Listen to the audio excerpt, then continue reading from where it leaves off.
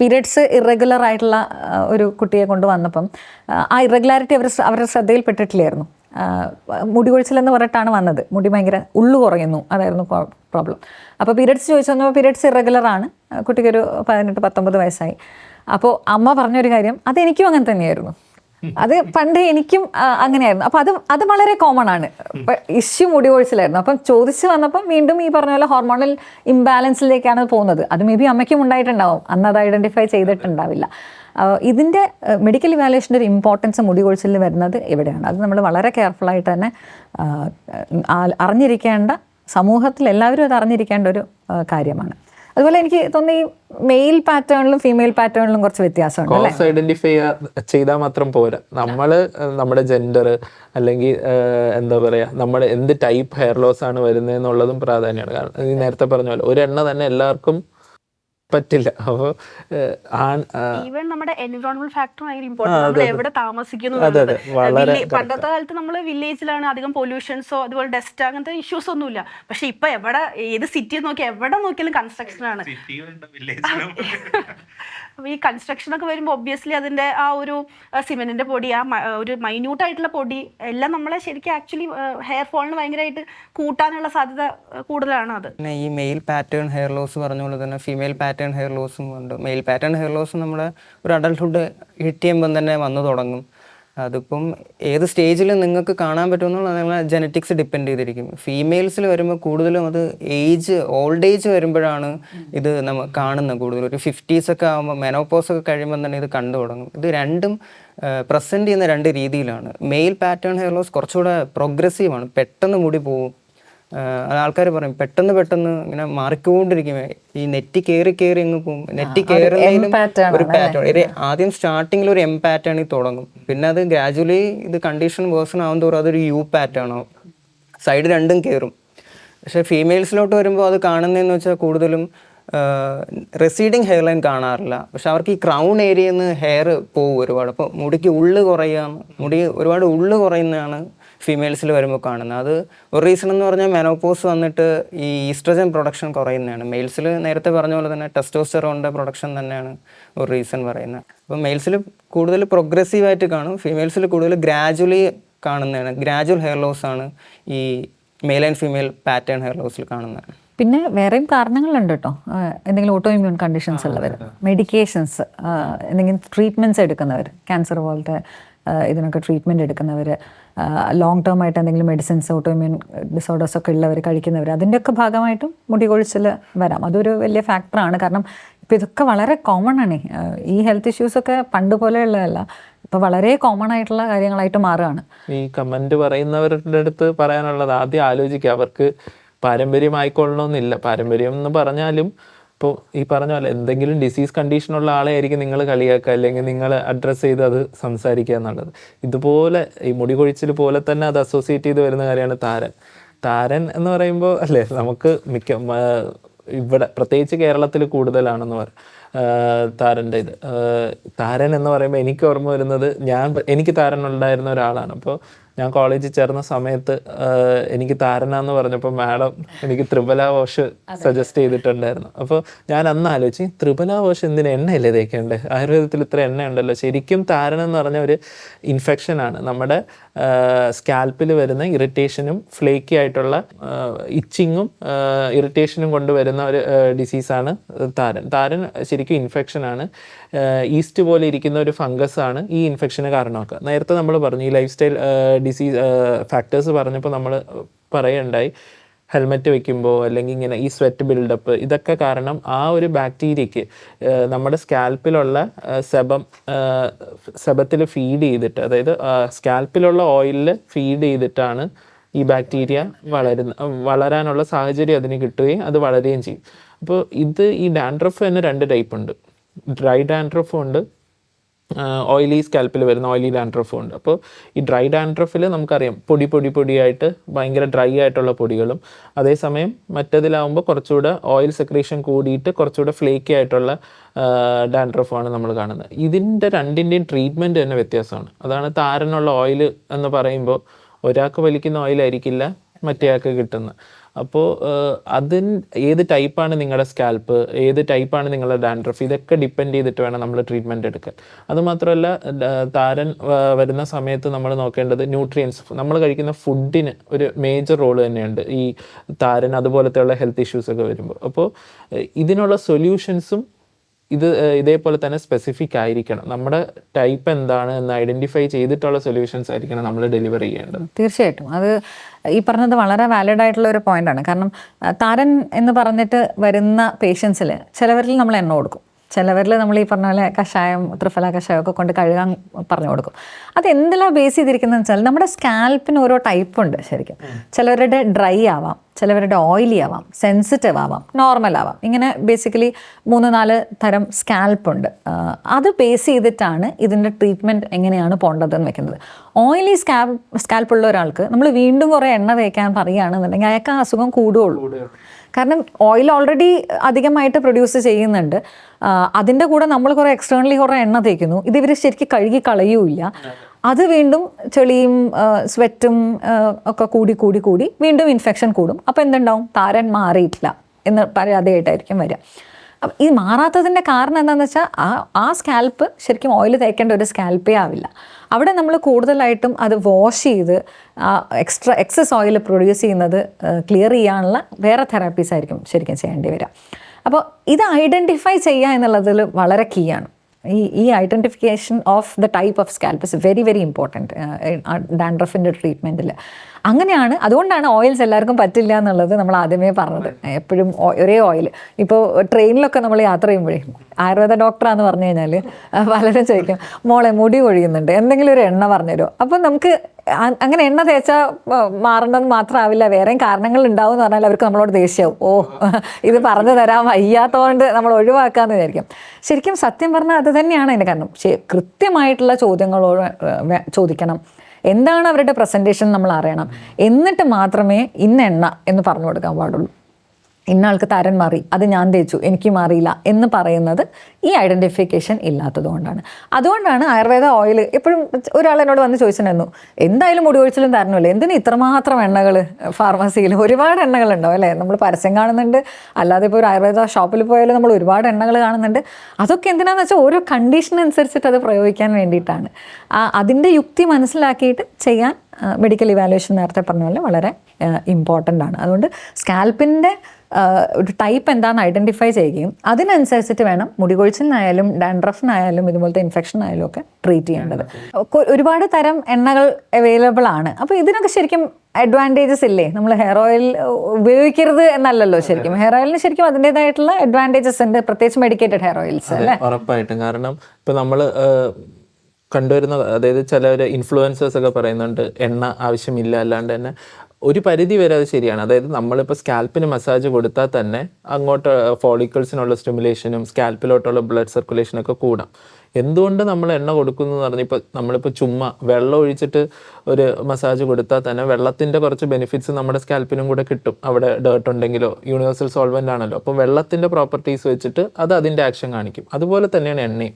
എണ്ണ ഇപ്പോൾ നമ്മൾ ശരിയായ സ്കാൽപ്പിൽ, എണ്ണ വേണ്ട ഒരു സ്കാൽപ്പിൽ നമ്മൾ എണ്ണ കൊടുത്തു കഴിഞ്ഞാൽ ഭയങ്കര നല്ലതാണ്. പ്രത്യേകിച്ച് ഈ ആയുർവേദ മെഡിക്കേറ്റഡ് ഓയിൽസ്, ഇപ്പോൾ നമുക്ക് കൂടുതൽ പേർക്കും പരിചിതമായിട്ടുള്ളതായിരിക്കും നീലഭൃംഗാദി. നീലഭൃംഗാദിയുടെയൊക്കെ ഫോർമുലേഷൻ എടുത്ത് നോക്കിയാൽ കാണാം, അത്രയും ഡ്രഗ്സും അത്രയും ഹെർബ്സ്, ഡ്രഗ്സ് എന്ന് ഉദ്ദേശിക്കുന്നത് ഹെർബ്സ്, മരുന്നുകൾ, ഹെർബൽ മെഡിസിൻസ് ഇട്ട് കാച്ചിയെടുത്ത എണ്ണയാണ്. അതിൻ്റെ കൂടൊപ്പം തന്നെ നമ്മൾ 4 ടൈപ്പ് പാലും ഒക്കെ ചേർത്തുണ്ടാക്കുന്ന ഒരു എണ്ണയാണ് നീലഭൃംഗാദി. അപ്പോൾ അത് വെച്ച് മസാജ് ചെയ്യുമ്പോൾ ഇതിൻ്റെ ഈ ഉപയോഗിക്കുന്ന ഡ്രഗ്സിൻ്റെ, ഹെർബ്സിൻ്റെ ആക്റ്റീവ് പ്രിൻസിപ്പിൾസിനെ കൊണ്ട് നമ്മുടെ സ്കാൽപ്പിലും ഫോളിക്കിൾസിലും എത്തിക്കാനുള്ള ഒരു മീഡിയം മാത്രമാണ് ഈ എണ്ണ. ആ എണ്ണയുടെ മീഡിയത്തിൽ നമ്മൾ സ്കാൽപ്പിലും ഫോളിക്കിൾസിലോട്ട് ഈ ആക്റ്റീവ് പ്രിൻസിപ്പിൾസിനെ, ഈ ഹെർബ്സിൻ്റെ ആക്റ്റീവ് പ്രിൻസിപ്പിൾസിനെ എത്തിക്കുന്നു. അപ്പോൾ നമുക്ക് അതിൻ്റേതായിട്ടുള്ള ബെനിഫിറ്റ്സ് ഒബ്വിയസ്ലി കിട്ടും. ഇത് നമ്മളൊരു ഡെയിലി അല്ലെങ്കിൽ ഒരു നിത്യേന ഒരു തെറാപ്യൂട്ടിക് അല്ലാതെ ഒരു പ്രിവെൻറ്റീവ് ആസ്പെക്റ്റിൽ നോക്കിക്കണ്ട, മുടി വളരാനും മുടിയുടെ ഹെൽത്ത് മെയിൻറ്റെയിൻ ചെയ്യാനും ഒക്കെയുള്ള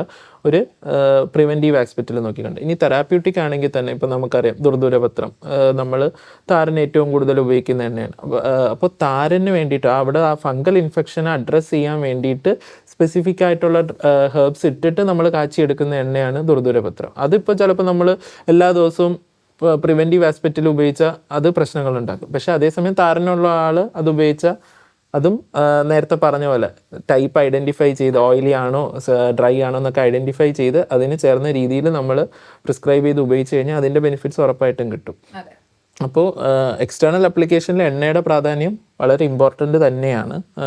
ആഡഡ് അഡ്വാൻറ്റേജസും ഉണ്ട്. അത് കറക്റ്റ് ചേരുന്ന സ്കാൽപ്പും ടൈപ്പും ഒക്കെ നോക്കിയിട്ട് വേണം നമ്മൾ അത് ഉപയോഗിക്കാനുള്ളത്. അതുപോലെ തന്നെയാണ് അകത്തോട്ട് കഴിക്കുന്ന കാര്യങ്ങളും അല്ലേ. അകത്തോട്ട് കഴിക്കുന്നതും ഇതേപോലെ പുറമെ പുരട്ടുന്നതിന് പോലെ തന്നെ ഇമ്പോർട്ടൻ്റ് ആണ് അകത്തോട്ട് മുടിക്ക് വേണ്ട സപ്ലിമെന്റ്സ്. കറക്റ്റായിട്ട് ആയുർവേദം അതിനെപ്പറ്റി പറയുന്നുണ്ട് അല്ലേ. നിങ്ങളുടെ ഡൈജസ്റ്റീവ് കപ്പാസിറ്റി കറക്റ്റ് ചെയ്യുകയും മെറ്റബോളിസം കറക്റ്റ് ചെയ്യുമ്പോഴാണ് നിങ്ങൾക്ക് ഹെയർ അടക്കമുള്ള എല്ലാ ബോഡി പാർട്സിനും നറിഷ്മെന്റ് കിട്ടുന്നത് എന്നുള്ളത്. എക്സ്റ്റേണൽ തെറാപ്പീസിൽ മാത്രം നമുക്ക് ഒരിക്കലും ഹെയർ റിലേറ്റഡ് ആയിട്ടുള്ള ട്രീറ്റ്മെന്റ്സ് ഒതുക്കാൻ പറ്റില്ല അല്ലേ. ശരിക്കും ഫുഡിന് വരെ വളരെ ഇമ്പോർട്ടൻസ് ഉണ്ട്. നമ്മൾ കഴിക്കുന്ന ഓരോ ഫുഡും ആക്ച്വലി സപ്ലിമെൻ്റ് ആണ്.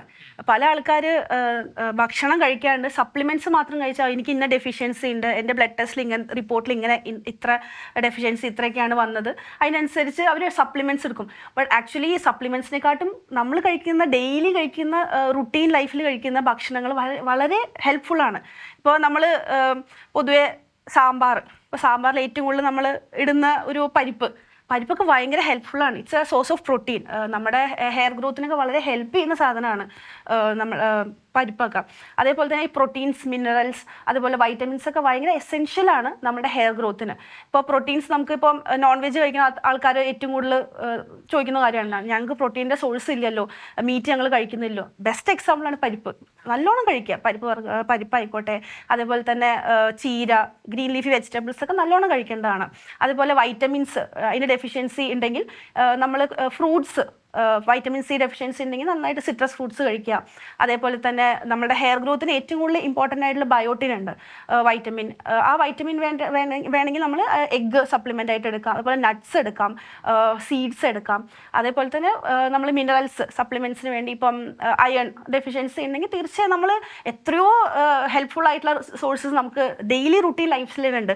വെജിറ്റബിൾസ് ആയിക്കോട്ടെ, നമുക്ക് ഫ്രൂട്ട്സ് ആയിക്കോട്ടെ, പോമഗ്രാനൈറ്റ്, അതേപോലെ തന്നെ മുന്തിരി, നമുക്ക് ഡെയിലി സപ്ലിമെൻ്റ് ആയിട്ട് എടുത്താൽ മതി. നമ്മൾ ആക്ച്വലി ഈ ഫാസ്റ്റ് പേസ് ലൈഫിൽ പലപ്പോഴും വിട്ടുപോകുന്നതാണ് ഫ്രൂട്ട്സ് ഡെയിലി ലൈഫിൽ ഇൻക്ലൂഡ് ചെയ്യുന്നത്. അതേപോലെ വെജിറ്റബിൾസ്, കുറേ ആൾക്കാർക്ക് വെജിറ്റബിൾസ് കഴിക്കാൻ ഭയങ്കര മടിയാണ്.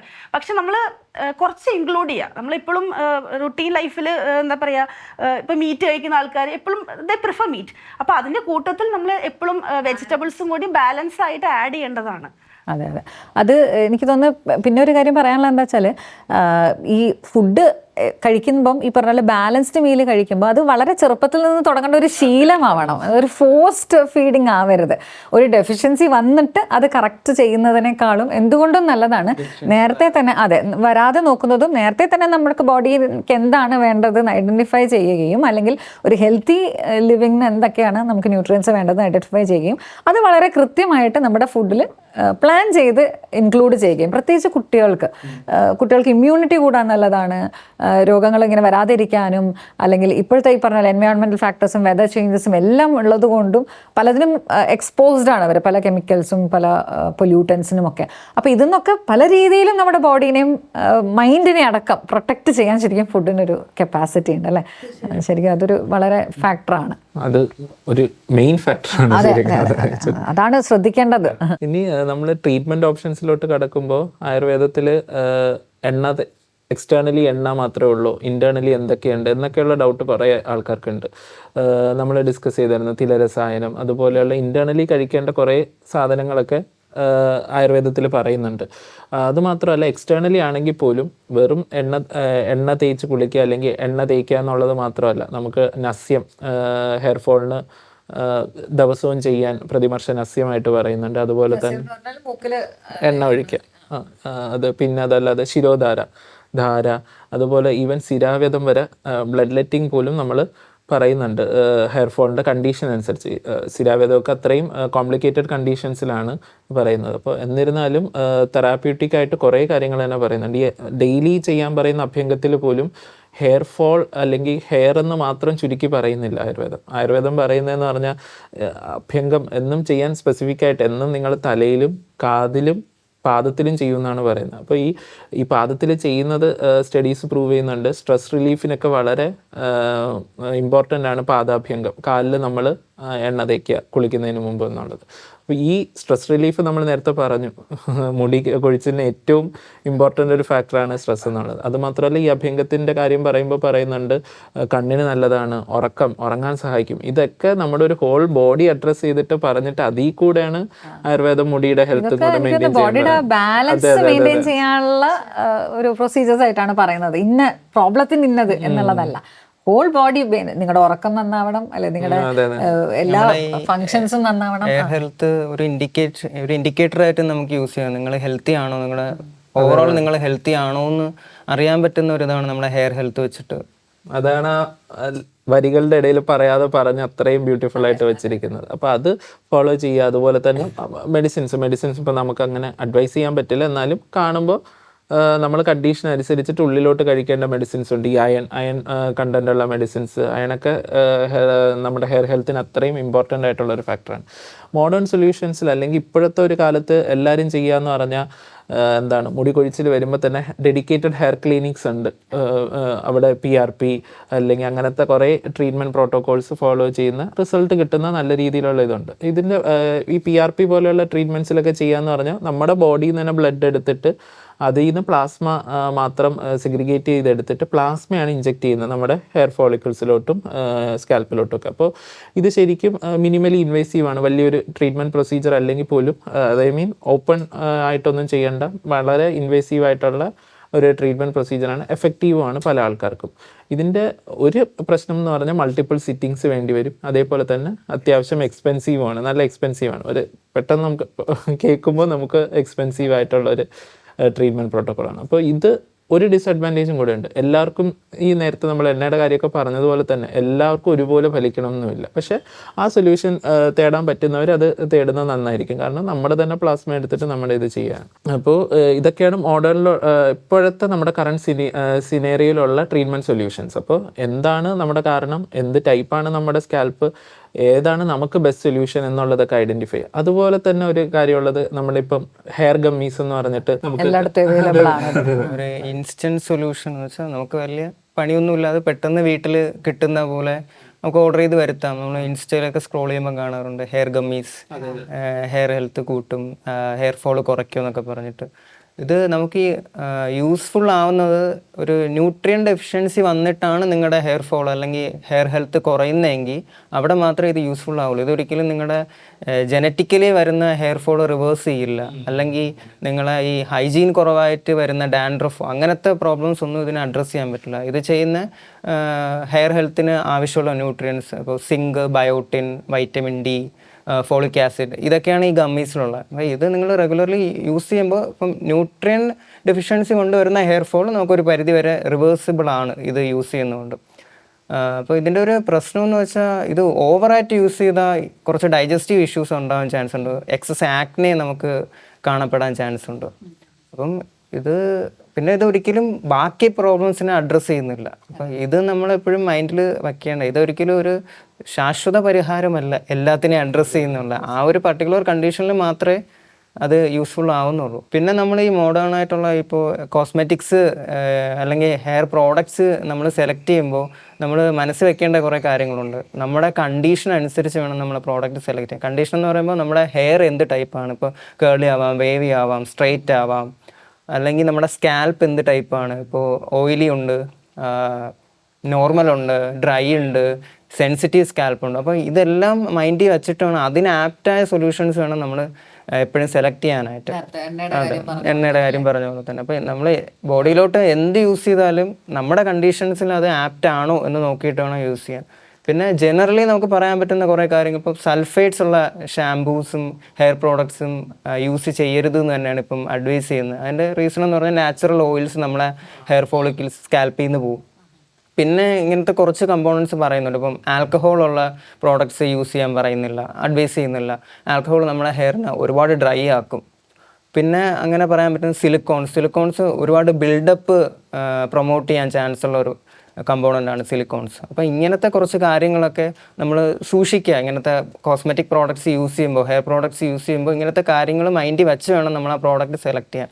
ഏറ്റവും നല്ലത് നമ്മുടെ ഇപ്പോൾ എന്തെങ്കിലും ഒരു മെഡിക്കൽ കണ്ടീഷൻ അല്ലെങ്കിൽ ഒരു കണ്ടീഷൻ അഡ്രസ്സ് ചെയ്യണമെന്നുണ്ടെങ്കിൽ നമ്മളെപ്പോഴും ഒരു ഹെൽത്ത് കെയർ പ്രൊവൈഡറിൻ്റെ അടുത്ത് പോയി നമ്മുടെ കണ്ടീഷൻസ് പറഞ്ഞ് അവരെ അഡ്വൈസ് വെച്ച് പ്രോഡക്റ്റ്സ് സെലക്ട് ചെയ്യുന്നതായിരിക്കും ഏറ്റവും നല്ലത്. നമ്മൾ ജസ്റ്റ് ഒരു ആഡ് കണ്ടു ഇത് യൂസ് ചെയ്താൽ ഇത് പോവും എന്ന് വിചാരിച്ചിട്ട് അത് ബ്ലൈൻഡായിട്ട് യൂസ് ചെയ്യുന്നതിനേക്കാളും നല്ലത് നമ്മളൊരു മെഡിക്കൽ അഡ്വൈസ് എടുത്തിട്ട് വേണം ഇതെല്ലാം യൂസ് ചെയ്യാൻ. നോളജ് ഇസ് പവർ എന്ന് പറയുന്ന പോലെ നമ്മളൊരു പ്രോഡക്റ്റ് വാങ്ങിക്കുമ്പോൾ എന്തൊക്കെയാണ് അതിലെ ഇൻഗ്രീഡിയൻസ് എന്ന് നോക്കിയിട്ട് വാങ്ങിക്കുക. ഈ പാരബൻ ഫ്രീ, സൾഫേറ്റ് ഫ്രീ ആണോ, ഇതൊക്കെ എൻഷുർ ചെയ്തിട്ട് നമ്മൾ തലയിൽ തേക്കുക എന്നുള്ളതാണ്. അപ്പം പറഞ്ഞു വരുന്നത് എന്താണെന്ന് വെച്ചാൽ മുടി കൊഴിച്ചിൽ അല്ലെങ്കിൽ മുടി റിലേറ്റഡ് ആയിട്ടുള്ള പ്രോബ്ലംസ് ഒക്കെ കേൾക്കുമ്പോൾ വളരെ സിമ്പിളായിട്ട് തോന്നുകയും ഒക്കെ ചെയ്യുന്നുണ്ടെങ്കിലും ഇത് കൃത്യമായിട്ടുള്ളൊരു മെഡിക്കൽ ഇവാലുവേഷനോട് കൂടിയിട്ട് എന്താണ് അതിൻ്റെ പ്രോബ്ലം, എന്താണ് അതിൻ്റെ കാരണം എന്ന് ഐഡൻറ്റിഫൈ ചെയ്ത് കൃത്യമായിട്ട് നിങ്ങളുടെ ശരീരപ്രകൃതി, ശരീരത്തിൻ്റെ ഘടന എങ്ങനെയാണ്, എന്തെങ്കിലും ഡെഫിഷ്യൻസി ഉണ്ടോ, അല്ലെങ്കിൽ എന്തെങ്കിലും ചിലപ്പോൾ അധികമായതാവാം കാരണം അല്ലേ, നിങ്ങൾ എന്തെങ്കിലും മെഡിസിൻസ് എടുക്കുന്നതിൻ്റെ സൈഡ് എഫക്ട്സ് ആണോ, സ്കാൽപ്പിന് മാത്രമാണോ ഇഷ്യൂസ് എന്നുള്ളതൊക്കെ ഐഡൻറ്റിഫൈ ചെയ്തിട്ട് വേണം നമ്മളൊരു സൊല്യൂഷനിലേക്ക് എത്താൻ വേണ്ടിയിട്ട്. അത് വളരെ ഇമ്പോർട്ടൻ്റ് ആണ്. അതുപോലെ ഡയറ്റ്, സ്ലീപ്പ്, സ്ട്രെസ്സ് ഇതൊക്കെ വളരെ അധികം ശ്രദ്ധിച്ച് നമ്മൾ ഇന്നത്തെ രീതിയിൽ ജീവിതശൈലി വളരെ കറക്റ്റ് ചെയ്ത് മുന്നോട്ട് പോവേണ്ടത് മുടിക്ക് മാത്രമല്ല പൊതുവെയുള്ള ആരോഗ്യത്തിന് വളരെ ഇമ്പോർട്ടൻ്റ് ആണ് എന്നുള്ളൊരു മെസ്സേജാണ് നമുക്ക് കൊടുക്കാനുള്ളത് അല്ലേ.